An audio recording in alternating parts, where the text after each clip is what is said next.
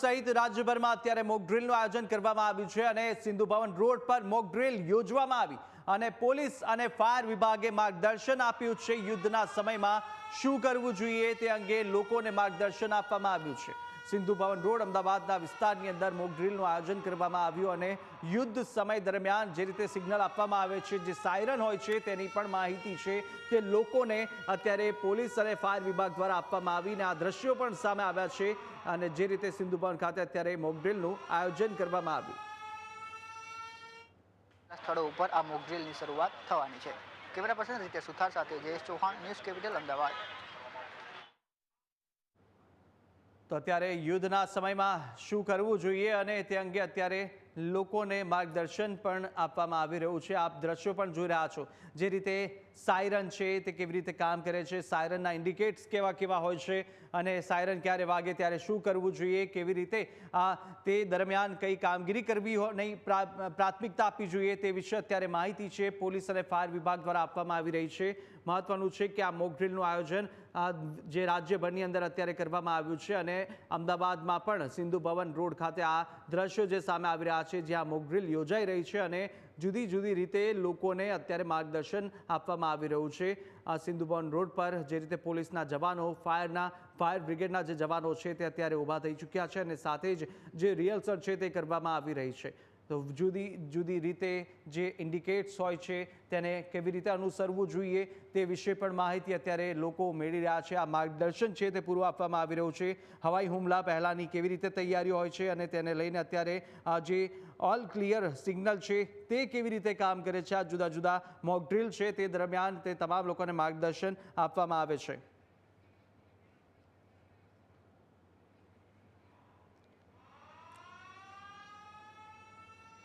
તો વધુ વિગતો મેળવીશું, સંવાદદાતા દીપેન પણ આપણી સાથે જોડાઈ ચૂક્યા છે। દીપેન, આપ અત્યારે ક્યાં ઉપસ્થિત છો, ત્યાં આગળ શું સ્થિતિ છે, મોક ડ્રીલનું આયોજન છે, કેવી તૈયારીઓ?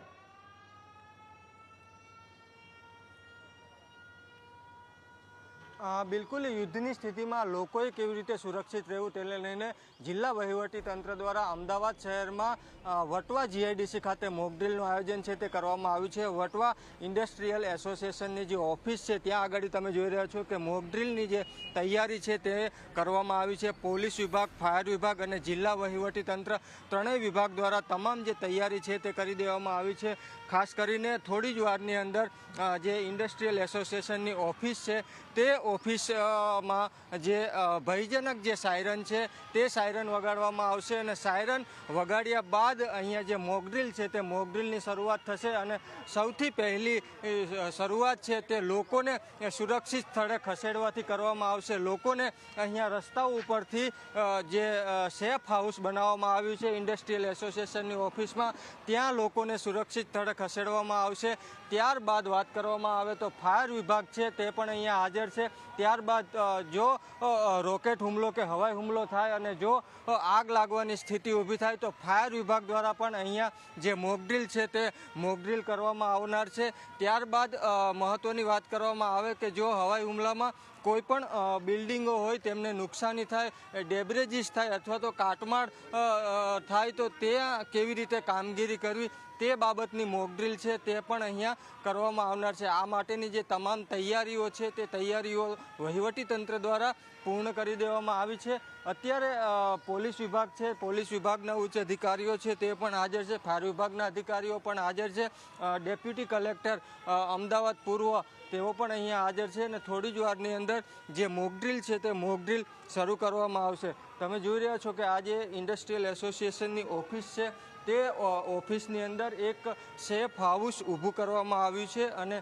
જ્યારે ભયજનક સાયરન વાગશે તે સાયરન વાગ્યા બાદ જે લોકો છે તે લોકોને અહીંયા જે સેફ હાઉસ ઊભું કરવામાં આવ્યું છે તે સેફ હાઉસની અંદર ખસેડવામાં આવશે। આ તમે જોઈ રહ્યા છો કે ઇન્ડસ્ટ્રીયલ એસોસિએશનનું જે એક હોલ છે તે હોલને શેલ્ટર હોમ એટલે કે સેફ હાઉસ જે લોકોને બચાવી અને આ જે સેફ હાઉસ છે તે સેફ હાઉસમાં રાખવામાં આવશે। હાલ તમે જોઈ રહ્યા છો કે લોકોને એક તાલીમ છે તે તાલીમ પણ અહીંયા આપવામાં આવી રહી છે। મોક ડ્રીલ બાબતેની કલેક્ટર સહિતના જે અધિકારીઓ છે તે અધિકારીઓ પણ હાજર છે। તો થોડી જ વારની અંદર વટવા જીઆઈડીસી છે ત્યાં આ મોકડ્રીલ છે તે શરૂ થવાની છે. વહીવટી તંત્ર દ્વારા તમામ તૈયારીઓ છે તે કરવામાં આવી છે. તમે જોઈ રહ્યો છો કે ડેપ્યુટી કલેક્ટર છે તેઓ પણ અહીંયા હાજર છે. તેઓ છે તે કઈ રીતે મોકડ્રીલ યોજી ફાયર વિભાગ છે તેમની સાથે પણ સંકલન કરવામાં આવી રહ્યું છે. તો ચોક્કસથી કહી શકાય કે જો યુદ્ધની સ્થિતિ સર્જાય તો કેવી રીતે લોકોએ પોતાનું સંરક્ષણ કરવું, લોકોએ કેવી રીતે પોતાનો બચાવ કરવો, તે માટે આ મોકડ્રીલ છે તે મોકડ્રીલ યોજાઈ રહી છે. થોડી જ વારની અંદર આ મોકડ્રીલ છે તે શરૂ થશે. બીજી મહત્ત્વની વાત કરવામાં આવે તો હોસ્પિટલ જો કોઈ કેઝ્યુઅલ્ટી થાય અથવા તો કોઈ ઈજાગ્રસ્ત થાય તો લોકોને હોસ્પિટલ છે તે કેવી રીતે ખસેડવામાં આવે તે બાબતની મોકડ્રીલ પણ અહીંયા થવાની છે. અહીંયાથી લગભગ 1.5 કિલોમીટરના અંતરે જે હોસ્પિટલ છે ત્યાં કેટલાક લોકો છે તેમને હોસ્પિટલ ખાતે પણ ખસેડવામાં આવશે, જેને લઈને તમે જોઈ રહ્યા છો કે 108નો જે સ્ટાફ છે, 108નો જે કાફલો છે તે પણ અહીંયા પહોંચી. તો જે રીતે અત્યારે મોક ડ્રીલ યોજવામાં આવી રહી છે અને આ વટવા જીઆઈડીસીના દ્રશ્યો હતા. સંવાદદાતા દીપેન માહિતી આપી રહ્યા હતા કે ત્યાંથી કેવી રીતે અત્યારે વટવા જીઆઈડીસી ખાતે મોક ડ્રીલનું આયોજન કરવામાં આવી રહ્યું છે અને સાથે સાથે અત્યારે જે રીતે તમામ લોકોને માર્ગદર્શન આપવામાં આવી રહ્યું છે કે ઇમરજન્સી સમય, યુદ્ધના સમયે જ્યારે આ સાયરન વાગે છે તે શું ઇન્ડિકેટ કરી રહ્યું છે અને કઈ રીતે અત્યારે માહિતી આપી રહી છે તે વિશે અત્યારે સમજાવવામાં આવી રહ્યું છે, લોકોને અવગત કરાવવામાં આવી રહ્યા છે અને કટોકટીની સ્થિતિ દરમિયાન કેવી રીતે તૈયાર રહેવું જોઈએ તેની પણ અત્યારે માર્ગદર્શન છે તે પોલીસ વિભાગના જવાનો સાથે ફાયર વિભાગના જવાનો દ્વારા આપવામાં આવી રહ્યું છે. તો મહત્વનું છે કે આ વટવા જીઆઈડીસીના દ્રશ્યો આપ જોઈ રહ્યા હતા કે જે રીતે તમામ લોકોને અત્યારે માહિતી આપવામાં આવી રહ્યું છે.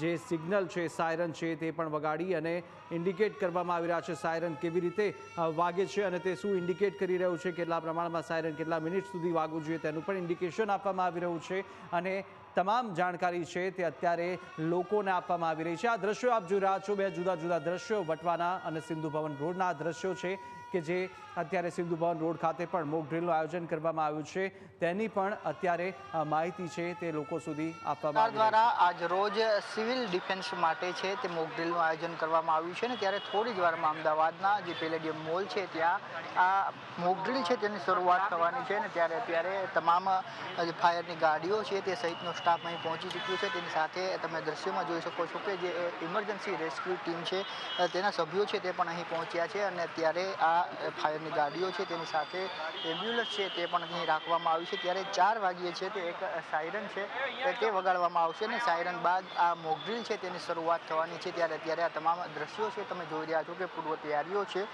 તે કરવામાં આવી રહી છે ને થોડી જ વારમાં અહીં મોક ડ્રીલ છે તેની શરૂઆત થવાની છે. ત્યારે કઈ પ્રકારની કામગીરી રહેશે તેને લઈ અને જે સ્ટાફ છે તેને અવગત કરાવવામાં આવી રહ્યો છે. અત્યારે મોટી સંખ્યામાં જે લોકો છે તેમને પણ છે અત્યારે રેસ્ક્યુ કરવામાં આવશે. ત્યારે આપણી સાથે જાડેજા સર છે જે ઇમરજન્સી રેસ્ક્યુ સિસ્ટમના છે. ત્યારે સર એક મોક ડ્રીલનું છે તે આજે દેશભરમાં આયોજન કરવામાં આવ્યું છે. કઈ પ્રકારની મોક ડ્રીલ અને કઈ પ્રકારની પેલેડિયમ મોલ ખાતે જે બિગેસ્ટ મોલ છે, પબ્લિક એસેમ્બલ થશે, ત્યાં વિઝિટર્સ બધા આવશે, તે લોકોને સેફ એસેમ્બલી પોઈન્ટ ઉપર -1માં લઈ જવામાં આવશે જેથી કરીને કોઈ પણ પ્રકારની એમને ઇન્જરી ન થાય અને ફાયર ફાઇટિંગ અને રેસ્ક્યુ ઓપરેશનની ટીમ જે અમારી અમદાવાદ ફાયર બ્રિગેડની ટીમ છે તે લોકો રેસ્ક્યુ ઓપરેશન કરશે અને ઇવેક્યુએશન કરાવશે. સર સામાન્ય મોક ડ્રીલો છે તેનાથી આ મોક ડ્રીલ કઈ પ્રકારે અલગ હશે? આ એક ખાસ કરીને સ્પેશિયલ ડ્રીલ છે જેથી કરીને કોઈ પણ માણસ ઉપરથી હવાઈ એટેક થાય, કોઈ પણ ઇન્જર્ડ ના થાય અને લોકો સેફલી બિલ્ડિંગની નીચે એસેમ્બલ થઈ શકે. તો આ મોક ડ્રીલ છે તે થોડી વારમાં શરૂ થવાની છે. ત્યારે એક સાયરન છે તે વગાડવામાં આવશે અને સાયરનની સાથે અહીં જે અમદાવાદનો જે સૌથી મોટો મોલ માનવામાં આવે છે પેલેડિયમ મોલથી આ ફાયર મોક ડ્રીલની છે તે શરૂઆત થવાની છે. ત્યારે થોડી જ વારમાં છે તે સાયરન શરૂ થશે. તે સાથે સાથે ગુજરાતના 18 જેટલા સ્થળો ઉપર આ મોક ડ્રીલની શરૂઆત થવાની છે. કેમેરા પર્સન રીતે સુથાર સાથે જયેશ ચૌહાણ, ન્યૂઝ કેપિટલ.